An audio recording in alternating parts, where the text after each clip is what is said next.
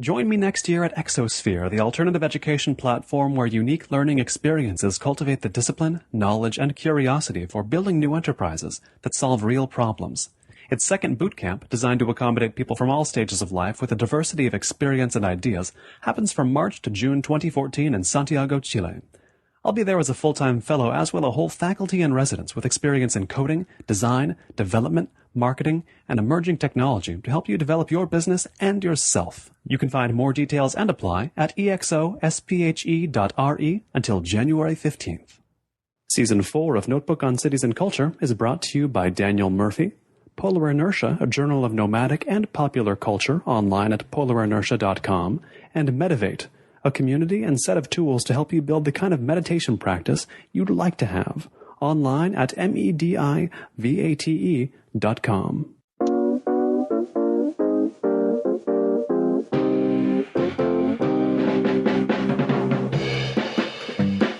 I feel like most Americans get their ideas of Danish cinema from specifically watching Lars von Trier movies. How representative of an idea do they get from that of Danish cinema? Well, people here often say to me, Danish cinema is on the rise, or it must be very active, or, they get a very vague idea that things are happening here. But they're happening in the art house scene. He was kind of a leader, and in his own way. And there have been others, Thomas Vinterberg and others who have come since. So I have to tell him I'm running a small art house cinema, and so I see it from another direction. I mean, Danish cinema does have something happening, something going, and has been for like 15 years, and people always try to figure out what is it that this small European country has. Is it a good film school? Is it a good arrangement with financing? Is it a good studios like Zentropa or whatever? And all of that contributes. But then I tell them, it's true as far as producing films and as far as backing these experimental directors or directors willing to take a chance. But from other aspects of film culture, I find it frustrating on many fronts because Danes are also extremely laissez-faire. This has served me well and hindered me coming from America and being an American programmer over here, because it's not a scandal culture. You can't create a scandal and attract anyone's attention. No, there's no shock. There's no shock. It's like, oh, that's nice. So there's no way to create a scandal, and well, you can in Norway or Sweden. You can create scandals. In Sweden, extremely politically correct country, and Norway is actually parts of it tend to be very religious or with a very religious consciousness. But Danes, they're all right next to each other, these countries. They're all right next to each other, but there are definitely differences. The debate, the feminist movement in Sweden is much more outspoken or much more radicalized than it is in Denmark. It does exist in Denmark, but it's within a Danish context. And so I benefit by the fact I can do anything here. I can do anything here, and everybody thinks that's just fine. That's a little frustrating sometimes. Nobody's paying any attention. Oh, that's fine. Yes. People say what's happening at Husets Biograf. Oh, and they have this the cultural politicians, commentators, pundits. They have a canned reply like, oh, it's wonderful. The film nerds and the film buffs have a place to go. And I took my child to the Children's Film Club years ago, and it's nice that you have this freedom, this space, but they have no idea what we're doing here or what we have been doing for the last 6 years, and they don't. So, but it's great. In America, I would probably be on in the headlines every day, like our taxpayers' money is going to program these films. It is Notebook on Cities and Culture. I'm Colin Marshall, coming to you from upstairs at the Husets Biograf Theater, where I'm speaking with Jack Stevenson. He's a film curator, a film collector, a writer on film. He's written books about not just Lars von Trier and the Dogma movement, but other elements of Scandinavian and American cinema. He's written about Scandinavian erotic film. He's written about porn king Al Goldstein. He's written about film collecting. He is he's someone, the kind of person I like to talk to wherever I go, because, what surrounds him is the country of cinephilia. We're sitting among film prints and projection gear and DVDs and posters, all kinds of things. When you travel the world, do you consider these revival theaters to constitute, in some sense, like a country of their own? You don't need passports in them, but they're almost one place wherever you are. Absolutely. We have posters from the Roxy, from the Scala, from all the great rep houses, just postered throughout this cinema space up here. And they do form a kind of unified parallel existence that ended, of course, 15, 20 years ago. But they're legendary, and when they played triple bill every day. I was in Boston in the 70s. That's kind of where I got my film education. I didn't go to university. I went to the rep houses. You could almost not even have time for a job. You had triple bill daily. That's 6, 7, 8 hours. And you're talking 5 Chinese language theaters in the Chinatown of Boston, which was not a large Chinatown. Right. And some of these you weren't welcome at. I mean, they didn't expect to see Caucasian people there. So that was 5 there, and then in Harvard Square and the Coolidge Corner and the Brattle. So Boston is where I kind of got my education and hung out lived at those theaters. So this is like an echo of that. Right. An echo. You say it ended 10, 15 years ago. What happened 10, 15 years ago? All of the, video happened for one thing, and also the real estate put a lot of these theaters out. The Scala in the world or in Europe, or? It was a worldwide movement. Also in San Francisco, 1986 was the biggest year for video, and I was beginning to work on an article about San Francisco, and that was the year that a lot of the famous rep houses in San Francisco went under. There used to be, about 20 or 30. I mean, if you look at any big American city, it was just wonderful. Then this kind of programming also, a new triple bill every day was, I know now here, we don't even do double bills because people don't want to commit that much time. It isn't like the old days when, you had a triple bill, or you had like a whole day, a revolving triple bill. And it was like cheaper to go to the theater and sit in the seat than to pay rent on an apartment. Some people did that. So it was a culture, not just movie going, but it was an entire culture. And, also, the Scala. Look at a place like the Scala at King's Cross in London. I mean, 1993, they went out of business, but they were a beacon for all of Great Britain. I mean, every film buff generations, just remember so well going to that theater. And they also could show things that were banned also. And there was also the censorship thing in Britain being a bit more, censorious with films. So it was important in that way. And of course, now... now people think that they have a theater in their own house, widescreen TV and, big sound, and they can pick their own DVDs or download things or whatever. But they're missing the element of being in a dark space with strangers. That's what a movie theater is all about, and that's what we're trying to bring back. And we're doing also a lot more stuff with drinks because we have a cafe and we're part of a entertainment or culture house, so we have a drinks license, and people can take their drinks into the theater. We're doing the Big Lebowski in a little while, and every time they drink a White Russian on the screen, the audience gets a White Russian, and that's 10 times. So that's an idea from one of the people in the orbit of our cinema, and then we do a burlesque lounge where we have a striptease dancer. So we're basically trying to stay afloat in a very difficult environment, reinvent ourselves. We can't show first-run commercial cinema because we can't afford the equipment changeover. The distributors wouldn't give us those films anyway. And we've lost the mainstream audience here. Our cafe is too weird, But you gain a certain audience, don't you, with that? You lose one audience. You gain a smaller one, but it's an audience that isn't going to the mainstream cinemas, aren't they? That's true. They're not going to the mainstream cinemas. We have gained the niche audiences. It's like self-contained audiences. It's a collection of niche audiences. So we have no mainstream audience. We can't reach them. We don't have paid advertising.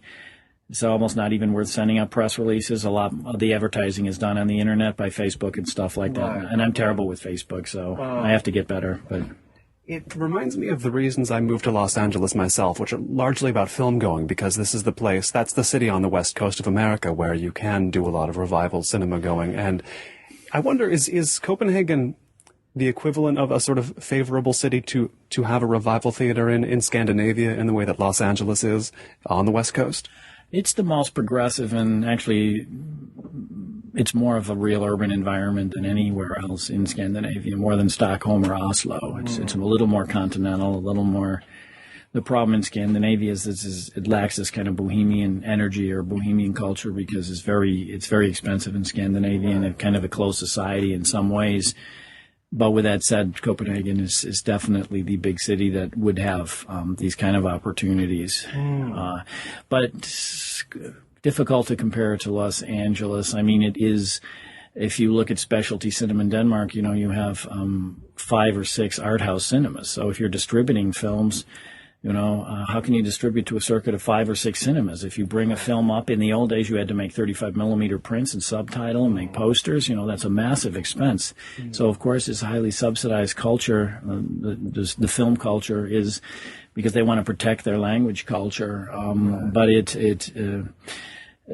this kind of volume or the choice of specialty cinema was a bit less here. And, so, in effect, actually, individual people were importing films. Just single importers. Just single importers were getting actually some subsidy to do it. So, but now, of course, things have changed with the switch to the more DCP and the 2K and 4K digital systems, the locked systems. And I think it's homogenizing cinema because it's more difficult to take a chance on things. So we take all the chances. Right. And it seems like in America there's the sense, tell me if you get the sense from America as well, that the mainstream theaters are so their own thing and have gotten so bland and so pricey to go to that it actually opens up an opportunity for any other kind of film going, because even people who are not cult film people get a bit desperate for something different in the States. I don't know how it is here in Scandinavia. Right. Well, we do encounter that to some degree. People that really love what we program, and it is. We also have a Cinematheque here, so that's popular, and they're massively funded, of course, and they have massive advertisement. So the people who come from other countries, they like to discover this place, or from other towns in Denmark. This is a country with really one big city, right? Basically, so they like to come to Copenhagen, basically, to discover these things, to discover like our cinema and stuff, which is kind of a hidden away sort of cult environment in the city. We wish it was less hidden away and that more people knew about us. But again, the mainstream audience, there's no way we can project to them, or really we don't actually want to project to them. And we've had pretty good success by just actually going out, inviting groups and having them bring their audience into the cinema, saying, this is your program. If I am on the street and I see a crowd of more than 5 people, I go up and talk to them. Hey, you guys want to do a show at the cinema? You bring your friends and... There's new ways to be invented of running a theater. People don't know no one knows what they are yet. It's too soon in this generation of theater operation. Exactly, because it has died in a way. I mean, when people can watch movies on their cell phones and stuff like that, I mean, what kind of crap is that? But it's still, people have to go out. They want to go out. They want to drink. They want to meet people. They want to socialize. They want to, and so we're trying to do that extensively. We work with the Korean embassy, and they're showing new Korean films, not the stuff that would be in festivals, the more commercial stuff. And it's like 3 different Korean groups in Denmark, because there are actually ethnic Koreans. There were a lot of Koreans who were adopted in the 50s and 60s, yes, but they are Danish. Yeah, I noticed this is. I guess it's a fascinating connection to me. I was telling you before recording, I'll be moving to Korea in a couple of years, and part of my interest in Korea was from film, in fact, and it wasn't mainstream, because, there is a tier of Korean film that's like, look, we can do Hollywood movies too, which is not what's interesting to me. You go down to the Hong Sang-soos of the world, who, really make fascinating films to me, or a lot of other filmmakers. I feel like with Korean film, it's a little like Danish film, where people watch a few and think, how did that small country make these interesting movies? Why are there seem to be a disproportionately amount of interesting movies coming out of there? Is it the same kind of phenomenon? In Denmark, you mean? Or? Like Denmark and Korea, people say the same thing. I notice about those two, where it's like, I never gave a thought to this country. It's not a big country, right. Yet I've seen a bunch of interesting movies. What's going on? Exactly. How are they growing the talent? How do they develop it? Yeah. How and why also as well. People ask that too. Exactly. Also because it's such a small, Denmark, of course, is such a small market. And there are arguments and there are debates within it. I mean, when the Danish Film Institute gives 10 million crowns for an art house director to make a film, and then only 300 people come and see it, they say, well, can't you make sure that more people see it? And they say, well, the cinemas are commercial businesses. We can't force them to show films we make. So there's always this internal debate about the home market. Yes. But it's thanks to the film festival circuit that Denmark has projected itself out. I mean, look back to the early 60s. There was no film festival circuit as the way we know it now. Right, yeah, it's easy to forget if, like me, you didn't live then, you know what I mean? It's like, no, there's no festival. Interesting. Right. And it helps small countries like this to project themselves. Right. It was back in the early 60s when Denmark actually first started to... Throughout the 50s, basically, Danish films were only seen by a Danish market. They were like comedies and dramas, but only Danes cared to see them. And then by Danes, for Danes. Exactly. Then films like Weekend and Street Without End actually both were big hits on the International Film Festival circuit, 62 and 63. And that started the kind of Denmark acquiring a reputation.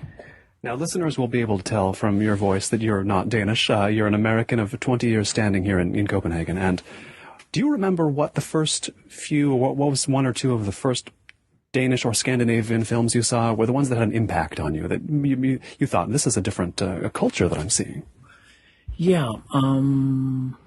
See, and how would you have seen them, I guess, as well? Then? Right. When I first came here in 1987, I saw Epidemic by Lars von Trier. So you saw it here in Denmark? I saw it here in Denmark. They told me to come here, and when I was passing through town, they said, go see this film. So I saw it, essentially his first feature, or second feature, basically at ground zero. And what were people saying about Lars von Trier at that time when he was a kid, I guess? Yeah. Well, he was not accessible. I mean, these early films, Element of Crime and Epidemic, were not accessible to a general public. So it wasn't until, what was his breakthrough with the TV show The Kingdom, basically, until people started saying, wow, I can enjoy this, this is great, this is funny, this is weird. Right.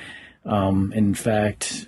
when Danish erotic cinema faded out in the 70s, at the end of the 70s, he was kind of in the forefront of these small, difficult directors who were getting a lot of money from the DFI. And actually, it was considered a dark period because they were considered to be giving money to directors that were just experimenting and just making films for themselves. Right. Not connecting to anybody in particular. Exactly, and not energizing, or there was no synergy with the audience. But of course, the seeds for another generation were being sown with his films and with other directors like him. So from the 90s and onward. And so they got their start making these difficult films. But specifically, I can't really recall a revelation of when I came over here. I actually don't see that many new films, and I've actually kind of fallen away from what's happening in Danish cinema. I wrote the books on Dogma and Lars von Trier. Yeah. And then I wrote a book on erotic cinema from the 60s and 70s, and that kind of wiped my brain clean of all the other stuff I had written before. That's a book I want to ask you about, Scandinavian Blue, because I think listeners, even if they don't know Scandinavian cinema, they'll think back to, they'll either remember or know of the day in America when someone would say, we're going to see a Scandinavian movie or a Swedish movie, and it meant we're going to see a movie with nudity in it and the hint of sex, because nothing else would have that but a Scandinavian movie. So for people who don't know much about that period, what was going on? Why did Swedish movie mean not porno, but the closest thing you get to erotic film in an American theater for a while there? Well, some of it was raw exploitation. Americans capitalized on making these films and putting Swedish or Danish in the title. Oh, yes. And Swedish, that wave of imitators? Exactly. Swedish became synonymous. Also in Germany, Sweden film means a porn film, basically. Oh, still to this day? It's still in people's consciousness. Oh, and but I mean, try to think back to a time when we talk about sex tourism, but in the late 60s, you had to actually fly to Denmark to see these films because they could not be shown in any other country. It was like the first form of sex tourism. Yes. So it seems bizarre to us today. Sex tourism light. Exactly. Or bizarre to us today to fly to Copenhagen to see a movie. Right, then they had the sex convention in 1969, and Alex Terenzi, a lot of directors came over and just shot all the footage they could and then took it back to LA or San Francisco and then cut in hardcore scenes. And then, actually Danish film really helped pornography become chic. 2 or 3 years before Deep Throat popularized porn chic. It was a wave of Danish films that actually, some made by American directors, by John Lamb, Alex Terenzi, and some. So everybody was capitalizing on it. It was a massive exploitation of the one forbidden taboo that you couldn't see. It was an exciting time in that respect because it was a clash between what is this myth, this mythology of a free land, kind of a hippie paradise where sex is free. We're so hung up. What is it with these people? They made some Mondo films. There was an Italian crew who came and shot a Mondo film, and instead of going to the jungles of Africa and seeing what the savage things the natives were doing, they came to Copenhagen and they found their new curiosity. And this film called First Prize Irene, it's also not only about the sexuality aspect, but also from an Italian perspective about other things in Danish society. Like, why do you treat your old people so bad? Why do you send them to these high-rise old folks' homes? So it's fascinating. I find it fascinating the snapshot in time when sexuality was making people question differences in culture, and also between the myth and the reality. And people starting to believe that, and also in Denmark, they didn't have a sex revolution. That's an American term. They would have never have thought to call it a sexual revolution. That was totally an American media term. Right. But they also were kind of victims of the hype themselves. Oh, well, we should be liberated, and go out and engage in orgies and stuff like this. 1968 was the year of the orgy. 1965 was the year of porno. This is the terms the Danish media was calling it.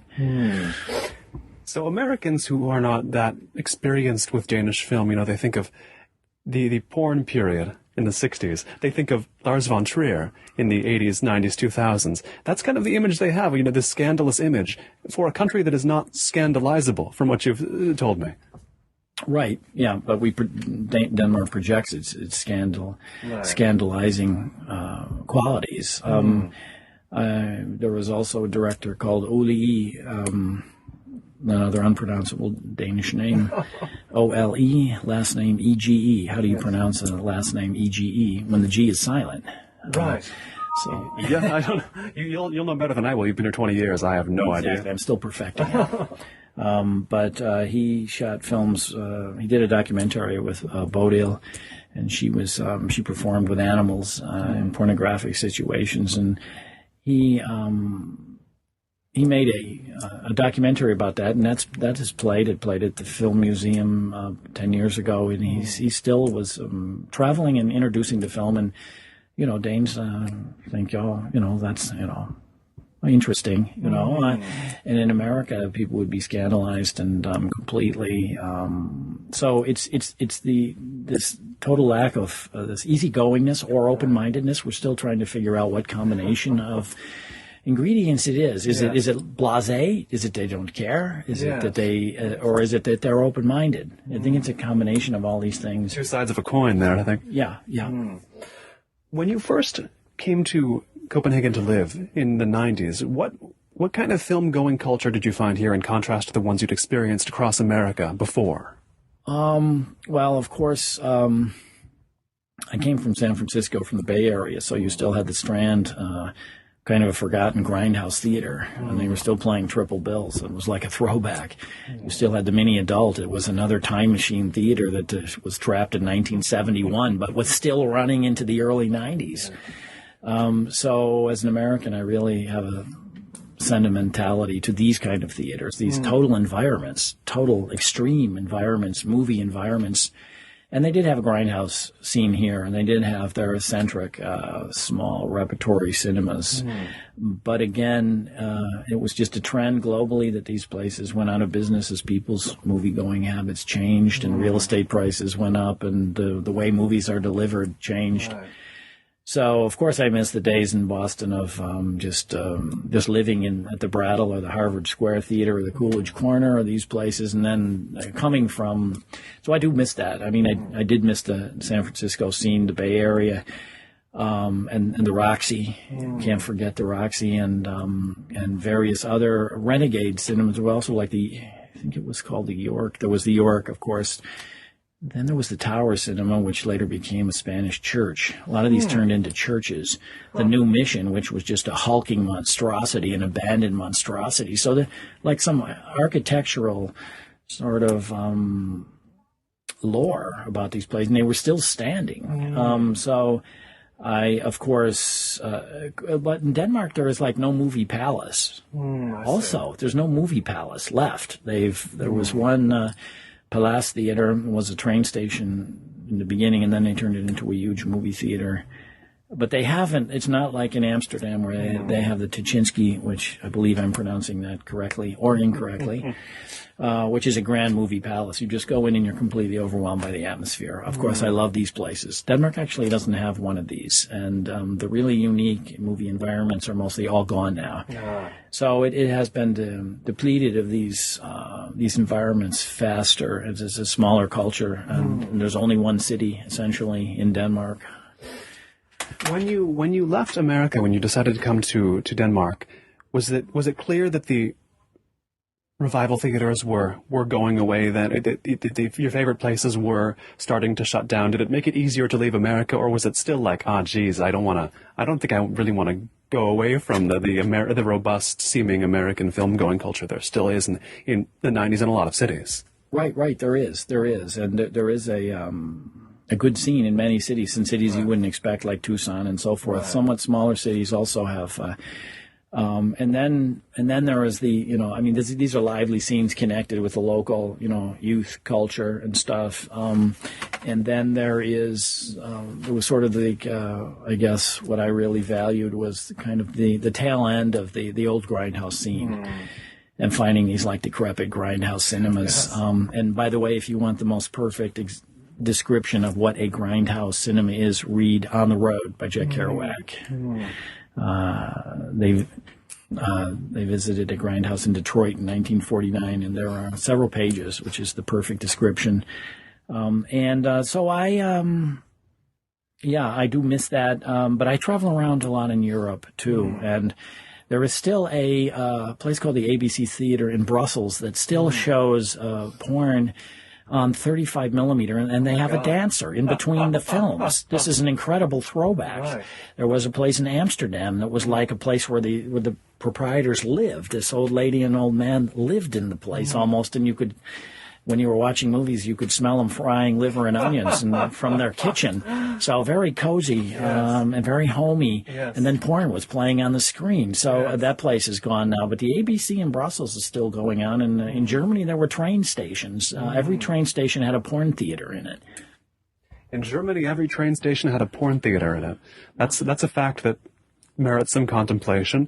For how long did that happen? Was that standard practice in Germany? Well, when I was there traveling in the late 80s, they were all still running. Really? And Germany is, of course, a special place, too. And I recall when I was in the Bay Area with a friend of mine from East Germany, Leipzig, Johannes Schoenherr, we traveled. We had a movie night. We went to the Mini Adult in the afternoon, the porn theater in the Tenderloin, and then we went to the PFA because William Efferson was appearing there, his old film teacher, and I think we had some bag of candy or something. We were in the PFA, and he opened it or something, and like the entire audience turned around and looked at us. And these places, like, you can't even breathe, It's a bit academic there, huh? Totally academic and totally art house and totally like you can't breathe even. Yes. And whereas the grindhouses, you have your ghetto blasters and your rats are crawling around. Well, that's a total opposite. But now, as a side note, we also went into a bar, and from East Germany, where basically you can do anything you want. And he lit up a cigarette and blew a puff across the room, and like 5 bouncers approached him. It was the very first non-smoking bar, the beginning of that whole movement. I see. 1991 in Berkeley. I guess that's when and where it would have started. Absolutely. And then on the way home, he was drinking a beer from a paper sack, and the bus driver threatened to stop the bus and throw him off. And he said, "I can't believe this. You can do all these things in Leipzig. East Germany, you can do all these things." In Leipzig, you can do it. That's never been a good excuse in America, has it? No, it doesn't get you very far, basically. But there are many nooks and crannies of the cinema scene in Europe that are very interesting. And then there are also many small art house and small off cinemas which are funded, which you don't have in America. You don't have really an off cinema scene here, like the cinema I have now, or the cinemas that exist, particularly in Germany, and like communal cinemas, runs by collectives, runs by volunteers, and the city funds these places. There is funding. It's because of that. The difference is the funding available through the state or city or government, whatever you want to say. They believe in culture on a grassroots cinema level. They believe in funding these places. I once was going to write a book about all these places that I've been traveling around and visiting for now 25 years.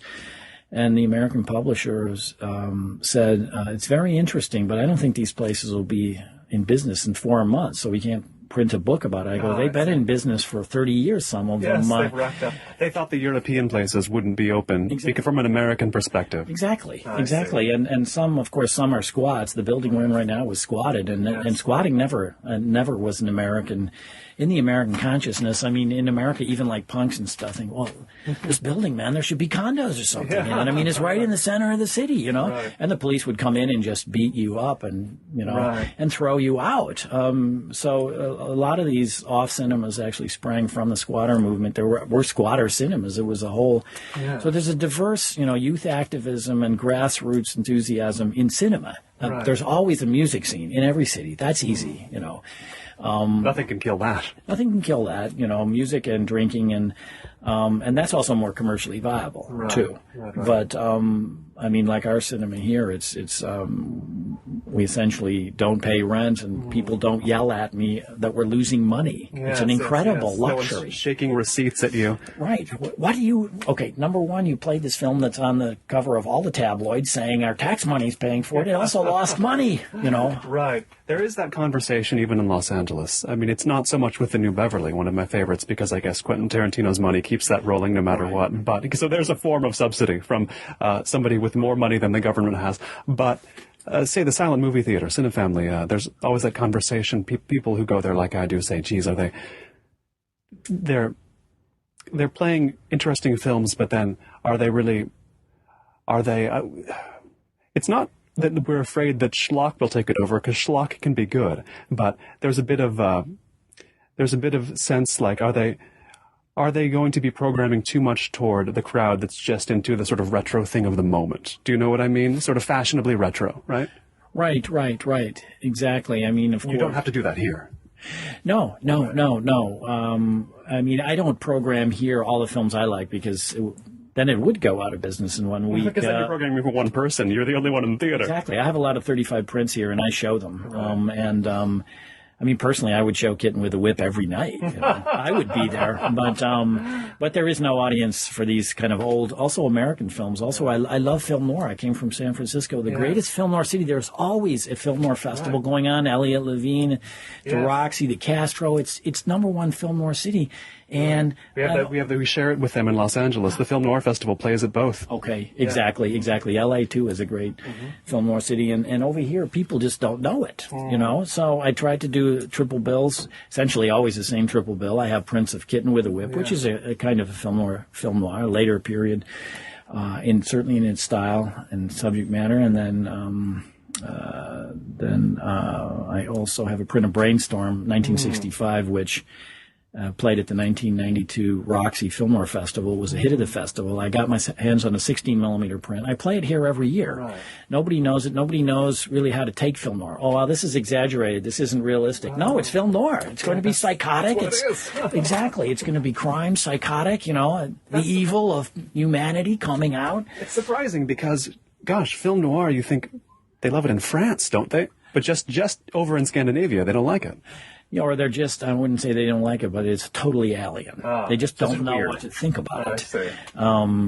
And also this idea that things are exaggerated are good, you know, Right. that something over the top can be good and exciting.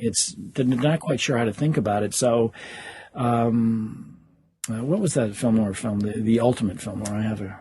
I have also a 16 millimeter print of that from 45. Oh. Sure, every listener out here is they're yelling shouting it at this point. It'll come to you, but continue, and maybe it will come into one of I them. have a print of that, so it's a great film noir triple bill. But if I did it now or I did it tomorrow, we have a mailing list of 1,400 people. I would be 3 people. So that is frustrating for me that I can't play those films that I love without finding some way to. But we do find strange ways. I played a drug scare educational program. I have a lot of vintage drug movies and also outtake shows, and we actually in Denmark they have associations for everything, so they don't. Because they don't meet in church groups, so they form associations. So they have an association of drug users, but they're The role of church is taken over by the Association of Drug Users. Yeah, we can only hope. But they're hardcore drug users. I mean, they're on heroin or opium and stuff like that, and it's a pro. It's the users Foining Association. So I got them to come in and watch a show of of my drug scare program, which is a weird meeting of the real thing and You got a couple nodding out right there. yeah, it was a strange evening, and then also they have a transvestite foining association, and then I showed them actually Glenn or Glenda. Yes, and, of course. Yes, but Glenn or Glenda is beloved by film buffs, but when you actually have real transvestites look like elderly librarians sitting there, nobody laughing at all. There's no laughs in that film. It's an incredibly bleak film. It was it was a fiasco. I felt terrible every second. Oh my God, this is terrible. What I've. That reminds you that Ed Wood made it seriously. He made it seriously. Film buffs love it. We love his sincerity. We love his the bizarre quality of it. But when you have actually the real people that take this seriously, it becomes something else. But anyway, you do have these audiences. You do have these audiences that you can reach out to. But being an American programmer, I always have to remember it's generational. I mean, the films I loved, I'm in my late 50s, so they're not the films that 20-year-old Danes know or love particularly. And being an American with film noir and with other things too. But I love Grindhouse and I love exploitation cinema. Russ Meyer films. Russ Meyer is known here too. Oh, really? Yeah, he also played on TV a few years ago. His films played in rotation, so he's known here. So I also tried to make this theater a platform for everybody, every possible interest group, and I don't receive films and look at them and say, oh, this film is not good enough to play here. I will play anything. If somebody has made a film and they bring the cast and crew or the public and the public doesn't like it, that's fine. Then the public can tell them they don't like it. I mean, that doesn't usually happen, but I don't consider myself in this egotistical position that many people in film festivals or bookers do when they acquire some power or something, and I know what a good film is. I'm not saying I do know what a good film is, but we try to make it a platform for every sort of grassroots tendency and group of people. I mean, and we're the theater that can do that. If somebody has made an hour-long film and wants to show it to the public, or they come to us because we're cheaper. We're dirt cheap, and so I think it's essential that we stay there. Otherwise, film culture just becomes exclusive or elite, completely inaccessible. You mentioned the squatter culture and the squatting history in theaters. You told me beforehand that this place was these 19th century industrial buildings were taken over in the late 60s. What happened there? Well, it was slum stormers. They're called in Danish. Slum stormers in translation. And there was a movement all over Europe, and particularly in Germany also, and it was just essentially properties that were abandoned or not being used. That they wanted it used, and the politics of the time. I mean, they listened to the people, and so with Christiania, also an old army base. They took that over. That's the biggest squatted area in Europe now, a city unto itself. And this is like a small echo of that, this group of 3 buildings in the center of Copenhagen. So that was in the mentality of the times. And then the city administration would take the building over and then keep it as a culture house and try to administrate it. And also it received funding. And they had the youth house, Ungdomshuset, the youth house, it means, and that was for like punks, essentially. And that ended about 5 years ago, if I remember correctly, and that was the police actually came in. There was a police action, and that was a huge story. One of the rare times when Danish police actually resorted to violence to evict squatters. Well, it's hard to envision. It's hard to envision, and also was a story Americans just couldn't grasp, basically. What? You mean the government was supporting a building for punks, paying their water and electrical? And now it was bought by an evangelical religious group, and now they're being evicted? There were too many weird elements for the story so it became kind of one of these this sort of freak show stories about Denmark that you get once in a while that doesn't really illuminate the culture. But it's kind of a question mark for a lot of people outside Denmark, like, that's how it is there. You do shows as a collector and as a curator around Europe and America, and I want to know what places, what cities have had audiences, have been able to summon audiences that surprise you or that interest you with their reaction in any way. What cities have you not known what to expect from and gotten a reaction that you found rich? Well, I would say Brussels, Belgium, is really has become an incredibly great film town, and it's all because of one theater, the Nova Cinema. An old ruins of a theater taken over, I think about 15 years ago and kept. It's still like in a state of partial ruins. It's had a great sort of catacomb bar in the basement.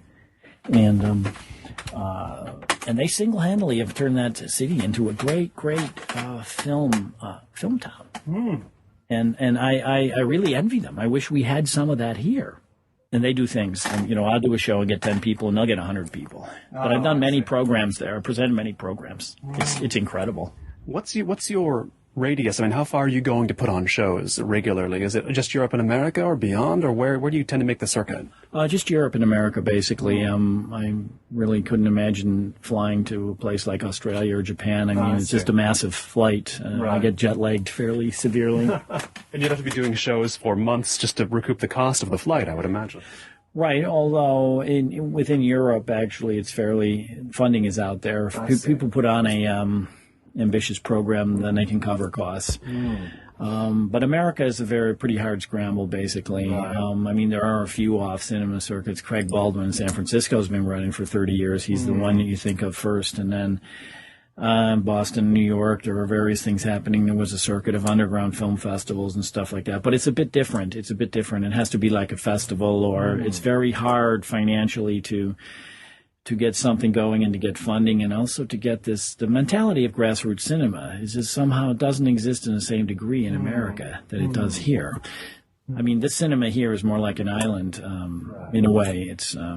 But then there's I would compare it to the B movie in Hamburg, which is more from a leftist perspective. It's in a building that's occupied by leftist radicals, and so they came kind of from that group, but now they've gone completely autonomous, and they get in fights with actually the leftists from the building because they show movies that are not considered politically correct. So there is this, and also in Munich, my friends in Munich, they show anything without any political correctness, and so sometimes they get in conflicts. This issue of government funding for films and film screenings, I feel like in America we have the sense that we don't really trust the government to know what to fund. Like, we don't think they're going to have very good taste. I don't know if as an American you think there's that sense in America. Yeah. Oh, totally. But here is it that they trust the government more to spend the money right, or is it just like the government says, take the money, do what you will with it? They delegate. I mean, it's more of a wider and broader in Europe, and particularly Northern Europe. It's a broader sort of sense or idea that culture is important and there should be a culture minister. They think America should have a culture minister. That's a completely foreign idea. It is. Well, for a country the size of America, it's like, what do you do? It's become so quickly politicized. I mean, look at the right wing is trying to get rid of public radio. I mean, can you imagine the fights that would ensue?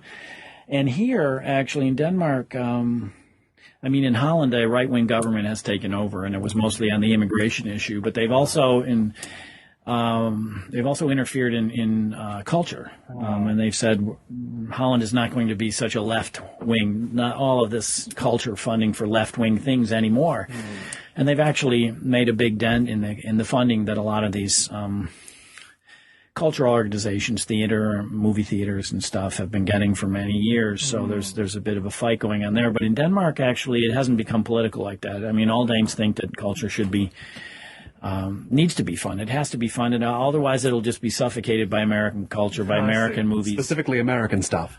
Well, in the realm of cinema, right? Of course, in the realm of cinema,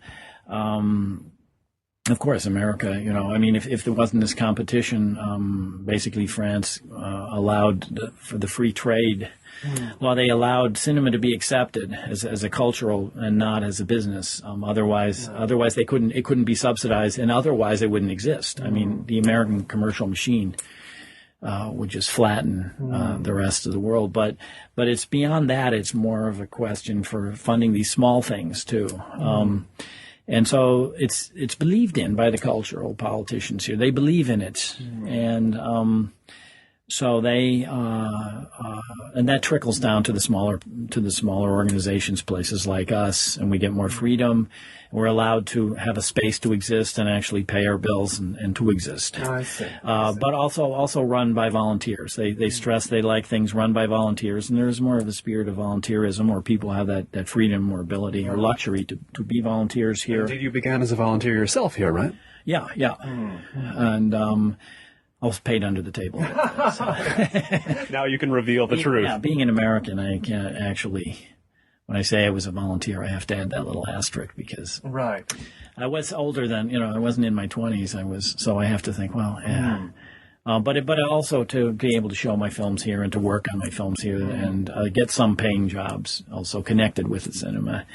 But it's a difference of mentality in what you get. I mean, America, of course, has a capitalistic mentality. If something is a good idea, then it makes money. Right. If something is a good piece of art, then it will make money. Of course, it doesn't work. Things don't work like that. But even here now, they want things to actually pay to be a good idea. It's going a little more in a capitalistic, but it's still so far from the American system. And in the American system, a cinema like this wouldn't exist for political reasons that I mentioned earlier. When I'm playing, if somebody thought that he's getting public funding to show this, and this, and our whole schedule could be on the cover of the Daily News.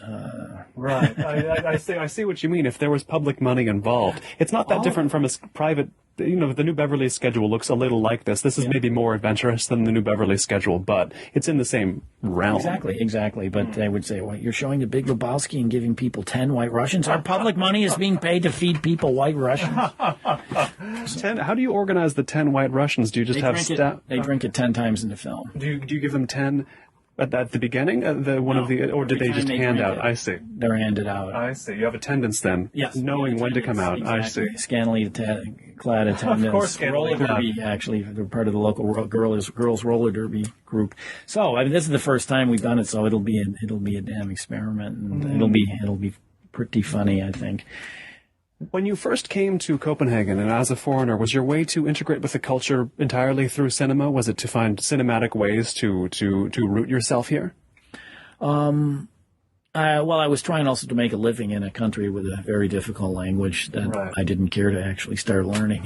Difficult price tags as well. Yeah, and it was expensive. It's a very expensive country to survive in, and so I started actually a distribution company, and I have film prints, 16 millimeter from Craig Baldwin, the Kuchar brothers, Kenneth Anger, and everybody I knew actually who made films. I said, can I take your a print of your film if you have more than one print? Can you float me a print, and then I'll start kind of doing something in the style of the New York Film Co-op or Canyon Cinema, and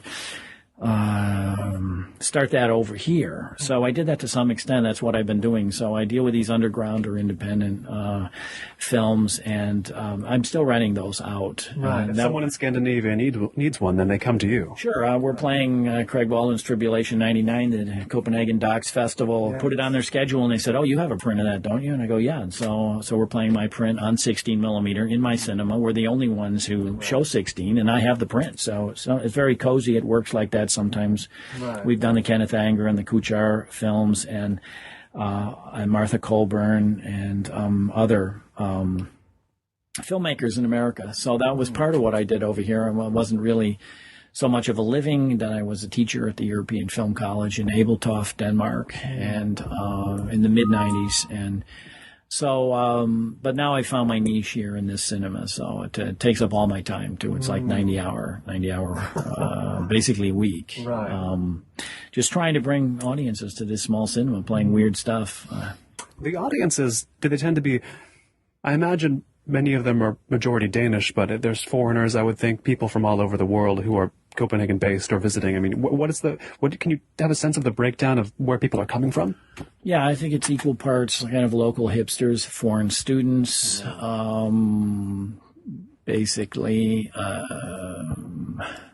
Danish students also, a large student, and then embassy people. We deal with Mexican, Czech, Estonian, and Korean embassies, and we've had conversations with almost all the embassies in Denmark to do shows here. And they all say, we want our country's films shown. It seems like your theater is the one we can do that at? Well, they also like to do it at more high-profile theaters, at the Grand Theater, the Cinematheque, and those are like big events, big publicity. But if they want a cozy once a month, that we can still get 10 or 15 people, can still be a good show, or 60. Right. We have 63 seats. So something more cozy, more relaxed, more low budget. We specialize in ideas where a lot of money doesn't have to change hands, and where people have a good time.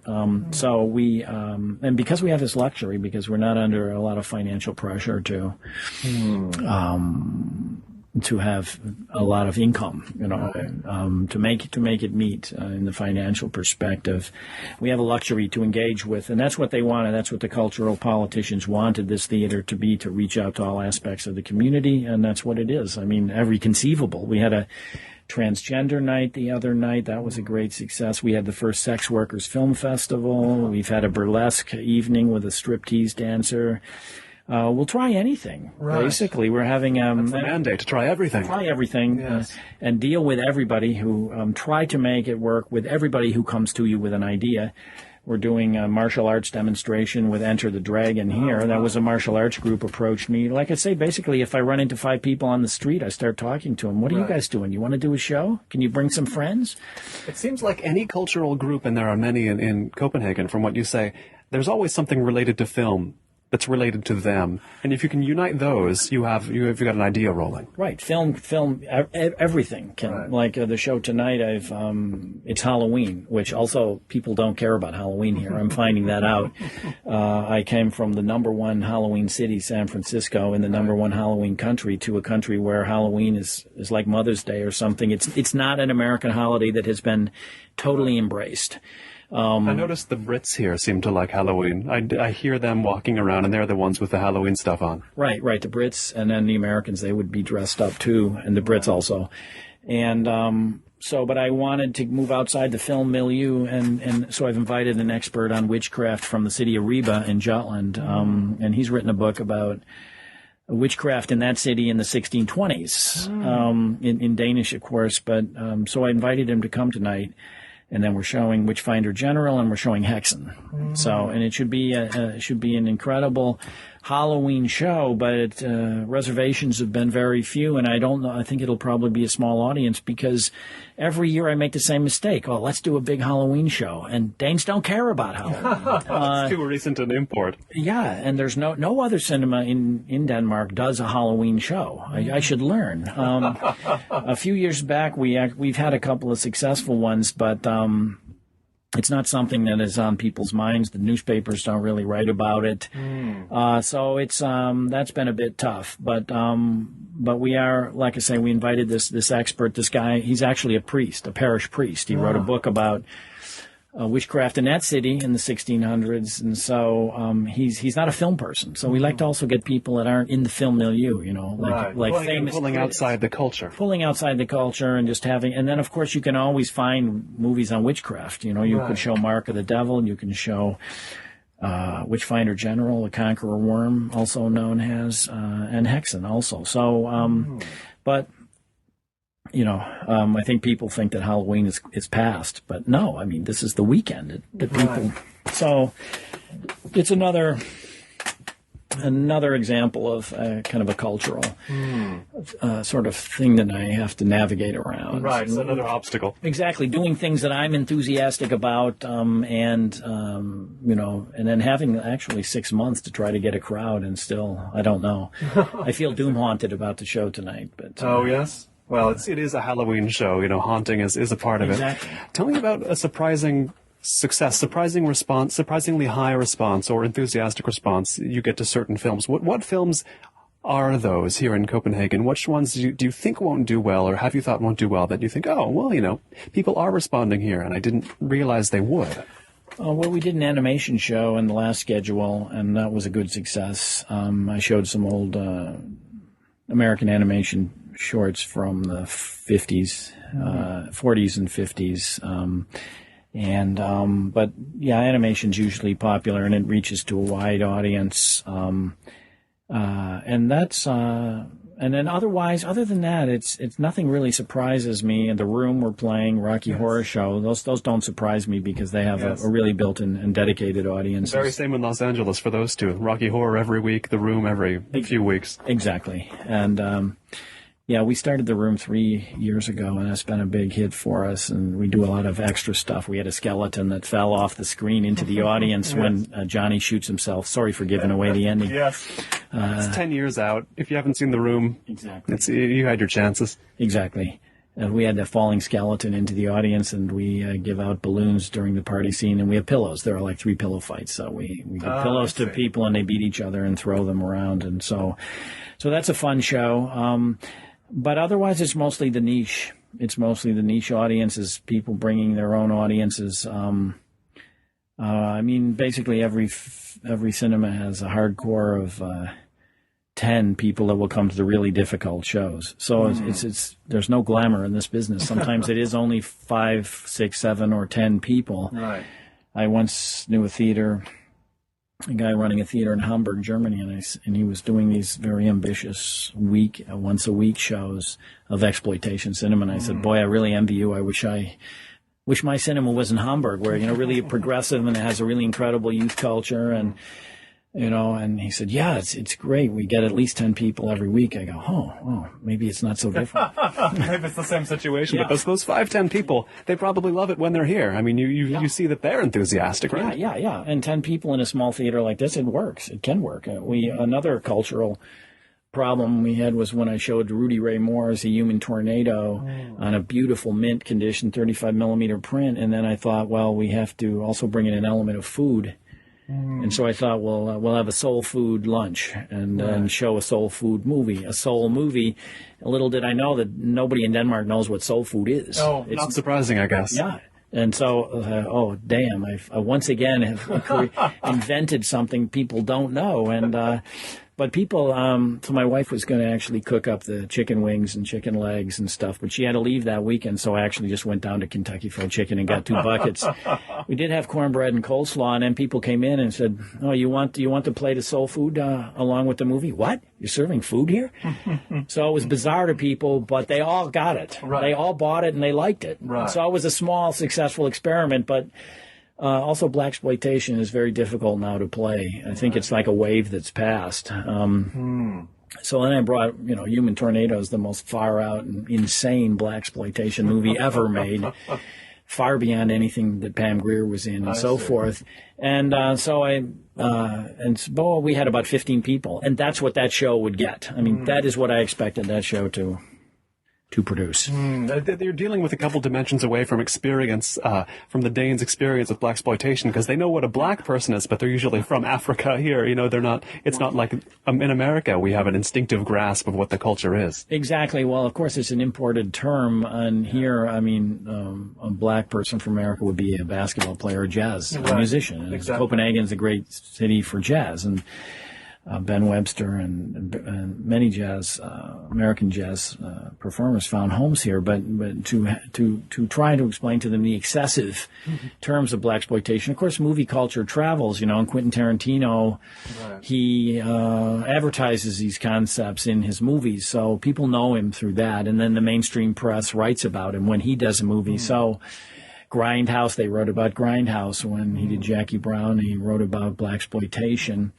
But that was also 15 years ago or something. So it's I think it's a term that people don't know, or they only vaguely know.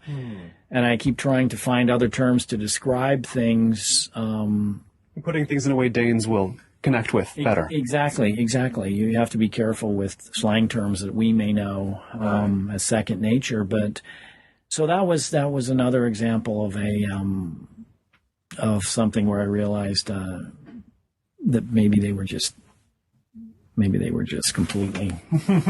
Finally, as a writer on film, which currents are fascinating you now? Which not necessarily what are you writing about next, but what's been really coming to the forefront of your consciousness as a writer historian of cinema? I'm still somewhat engaged in the Scandinavian blues subject matter, and actually, I've moved away from purely film subjects because I also don't go to film festivals. I don't watch new films, so I've kind of fallen away from any kind of new currents. Well, there are so many more old films than new ones. Exactly, and but I have been writing about. I'm actually writing a story on Danish. Like horror stories, but historically based, witchcraft stories, which is why it brings me to tonight's show. Right. And also just bizarre episodes in Danish history. It sounds like there are a few. There are a few. So it'll be like a ghost story book, kind of. But Americans have a very strange relationship to Denmark. They don't really know what it is. They get it mixed up with Holland. This is another thing that's similar with Korea. They don't know it's not Japan necessarily. Oh yeah, really? Well, some. I mean, but it's similar. It's not to the top of the American consciousness in terms of foreign countries. Exactly. I mean, they know Germany. Right. We watch German movies where people speak with German accents. We fought a war against them. We know France, but Denmark, Sweden is the most, I think, the most high profile of the Scandinavian countries. So I found living here for 20 years and trying to write about Danish subjects that Americans really don't know and really don't care. So you really need to find some angle on things. And we're finding the niche that cares a lot, too. In America, even if most people don't care, a few people care a lot. Right. Exactly. It's kind of like how we run this cinema. I've been speaking here at the Husets Biograf with Jack Stevenson. He is a film collector, curator, a writer on various subjects about American film, Scandinavian film, and non-film as well. Jack, thanks so much for taking the time. Okay, thanks a lot for coming. This has been Notebook on Cities and Culture. I've been Colin Marshall, and you can keep up with the cultural creators, internationalists, and observers of the urban scene on the show at colinmarshall.org. Thanks.